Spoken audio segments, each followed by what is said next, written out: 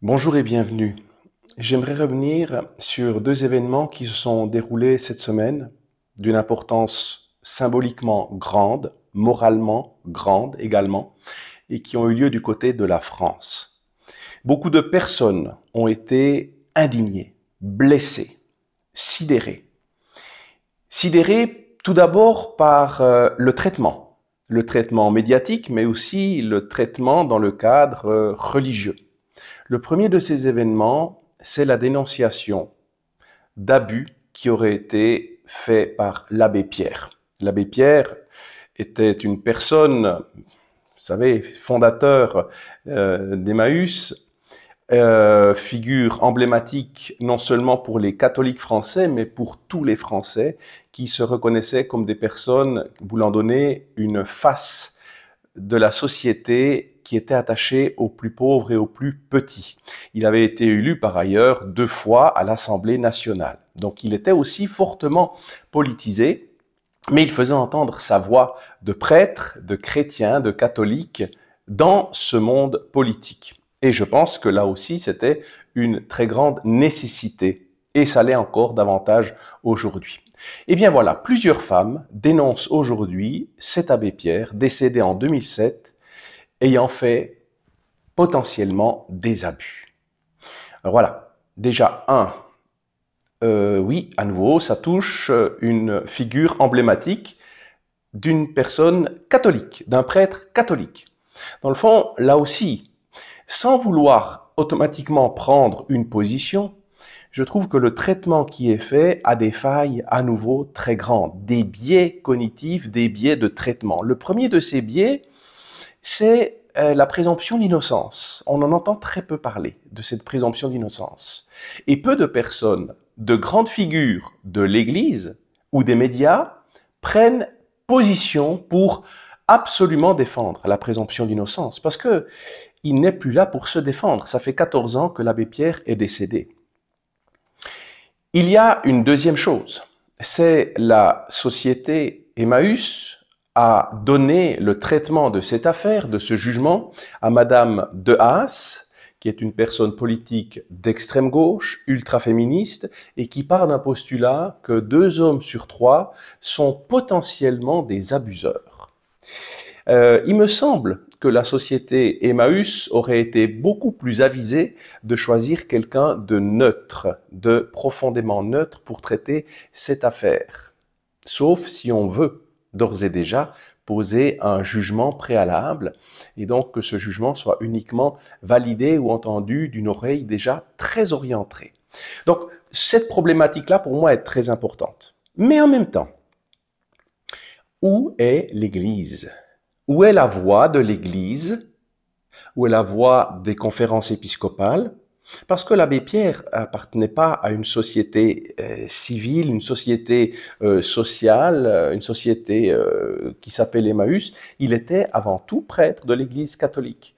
Là aussi, j'entends peu la conférence épiscopale. Je n'ai pas lu la conférence épiscopale française qui prenait position pour défendre en disant attention, ne partez pas tout de suite dans la mise en charpie de l'abbé Pierre et bien sûr à nouveau de toute l'institution qu'il a créée, de tout ce qu'il a fait de bien, de porter un regard non seulement méfiant mais d'ores et déjà accusateur, je dirais même inquisiteur. Je ne veux pas dire que ces abus, c'est une théorie du complot, mais quand même, lorsqu'on regarde de l'extérieur, uniquement, avec un regard très neutre, c'est très étonnant à nouveau, c'est une grande personnalité qui portait une grande moralité, non seulement sur l'Église, dans l'Église, mais dans la société, qui avait une très forte influence. Et donc, comme je l'ai parfois dit, on a déconstruit dans cette deuxième partie du XXe siècle, du XXIe, de surcroît, toute la notion d'autorité, d'exemplarité, de cohérence, de crédibilité. Ça continue. Ça continue. Maintenant, on s'attaque à l'abbé Pierre.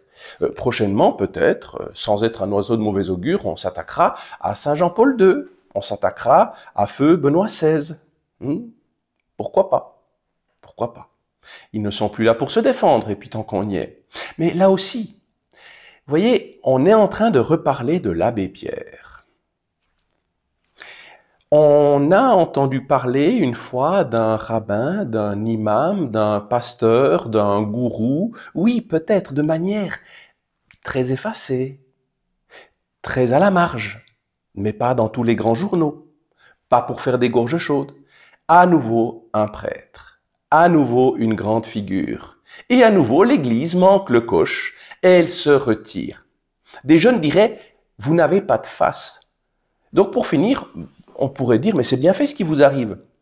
Vous ne vous défendez pas vous-même. Et quand on dit, oui, lorsque vous prendrez position, pas un seul de vos cheveux sera touché, c'est le paraclet qui vous défendra. Attention, attention, oui, c'est le paraclet qui nous défendra si nous prenons position, si nous nous exposons, si nous agissons, mais si nous restons en retrait.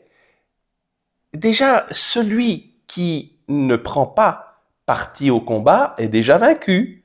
Celui qui dit « nul ne dit mot consent » pourrait déjà dire peut-être que l'Église savait quelque chose et donc elle se tait. Donc elle acquiesce. Elle ne prend pas position sur le choix de la personne qui va juger avec un biais idéologique. Elle ne prend pas position. Ce silence ahurissant crée une indignation très grande chez les catholiques. Très grande. Et ça, je pense qu'aujourd'hui, je dis, Église, où es-tu? Je continuerai de le dire, Église, où es-tu? Tu vas continuer de te laisser battre? Imaginez si c'était arrivé à un rabbin, à un pasteur, à un imam, combien il y aurait eu de personnes indignées, en disant, attendez, attendez, attendez. Ne prenez pas tout de suite parti, ne faites pas d'amalgame, ne nuisez pas à toute la mémoire d'une personne qui a fait de grandes œuvres. Il se serait battu. Se battre, c'est les armes de la logique, les armes de la connaissance, de la conscience, de la morale, les armes de la vérité, tout simplement. Ces armes-là, on ne les prend même plus. On se laisse battre, on se laisse fouetter, on se laisse flageller. Dans le fond, on ne défend plus les nôtres. On ne défend plus là le plus faible parce que l'abbé Pierre ne peut pas se défendre. Il est décédé. Qui va le défendre? Si ce n'est l'Église, qui va le défendre? Deuxième événement. Et là aussi, celui-là, certainement que vous n'en avez pas beaucoup entendu parler.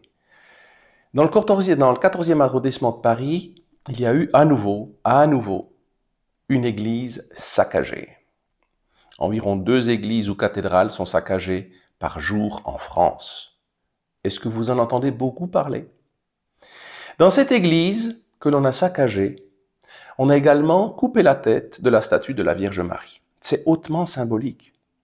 Vous savez que la Vierge Marie dans l'Apocalypse, c'est également la personne qui écrasera la tête orgueilleuse de Satan. On a coupé la tête de la Vierge Marie. Oh, sans doute, on dira que c'est une imbécilité, que c'est une futilité, que c'est un hasard.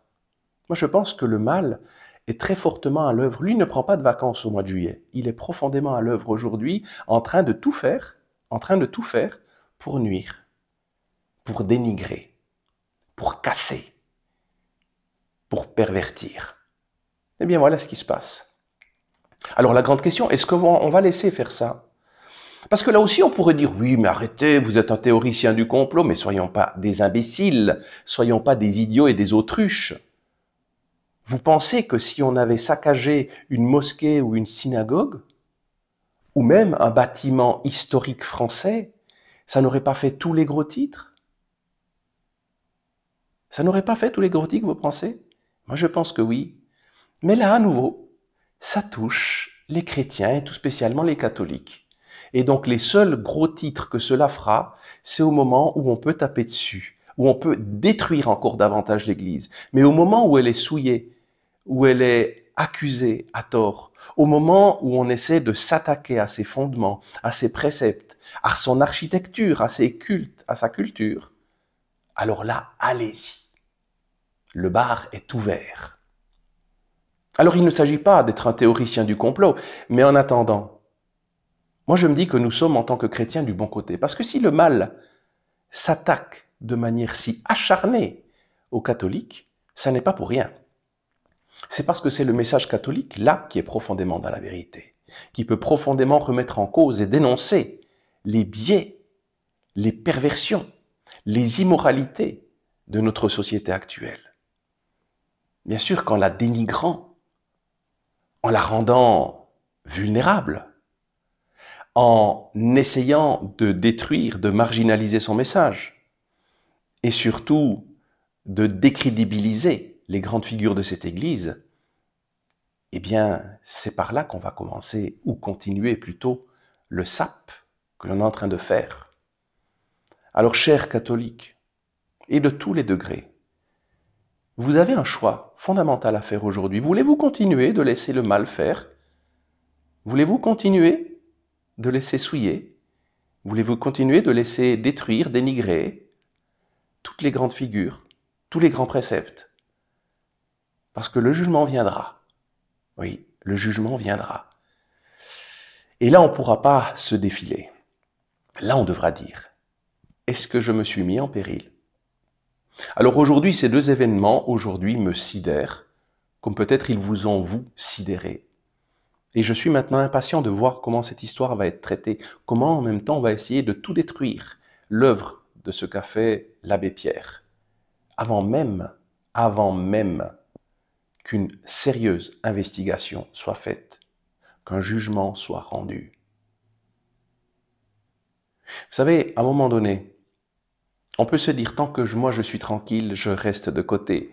Tant que j'ai encore quelque chose dans le frigo, tant que la police ne vient pas me chercher, tant qu'on ne vient pas voler chez moi, faire des déprabations chez moi, eh bien, je reste tranquille. Parce que je reste dans ma zone de confort. Eh bien, un chrétien qui reste dans une zone de confort, ça n'est plus un chrétien, ça n'est plus un pratiquant, ça n'est plus un catholique, c'est un mercenaire et un collabo. C'est dur ce que je dis là. Mais aujourd'hui, je pense que si l'Église, on a l'impression qu'elle n'a plus de face, c'est parce qu'elle se laisse cracher dessus. Mais lorsque l'on laisse l'esprit du monde cracher sur une personne, sur une institution, sur le message du Christ, sur l'Évangile, on laisse cracher sur le Christ. Alors, le choix aujourd'hui doit vraiment nous interpeller. Est-ce que je vais laisser faire? Est-ce que je vais continuer de rester dans ma zone de confort? Mais si je quittais ce monde, ce soir, cette nuit, les comptes qui me seront demandés vont déterminer ma destination, la destination de mon âme. Alors je dirais, Église, reprends ta fierté, reprends ton bâton de pèlerin, reprends ta face, reprends ta face. Et ceux qui restent dans leur zone de confort, prenez vos responsabilités, parce qu'on vous demandera des comptes, in fine. Que celui qui a des oreilles entende.